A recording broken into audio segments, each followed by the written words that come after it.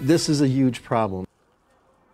Causing a ripple effect, business owners say the algae releases from Lake Okeechobee are hurting ecotourism in Southwest Florida, even if the algae isn't anywhere near where they operate. 4 in Your Corner's Adam Pinsker is telling us why these business owners are urging people not to stay away from the water. Adam? Yeah, Lisa, showing off Florida's natural wonders to the world is a multi-million-dollar industry around the state, and some of these tour operators compare the algae crisis with the BP oil spill from a few years back, which kept people away from Florida.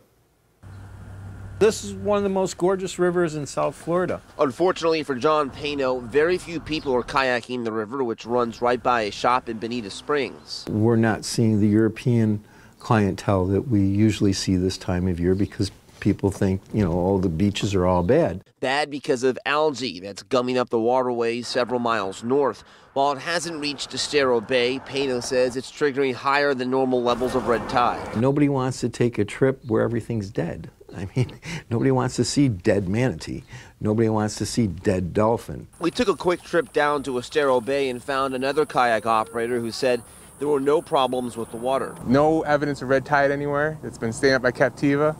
Weather's been beautiful. Dolphins have been in. Mike Grable says sometimes people misidentify red tide as dirt that is stirred up from under the mangroves during heavy rains. Grable took 2 tours out on Sunday, and he hopes people who see images of green algae on TV and want to cancel their vacations will reconsider. I would say focus on Bonita and Naples. We're quite a ways away from the Caloosahatchee waterway. Paeno says while South Lee County is only experiencing indirect effects from the algae, the problem is everyone's to share across Southwest Florida. I think it's important as we continue to develop more and more that we have to deal with these water issues. We can't just keep pushing it off on everybody else. And John Paeno says the algae event should be treated as an oil spill and skimmers should be used to clean it up. Live in the studio, Adam Pinsker, Fox 4 in Your Corner.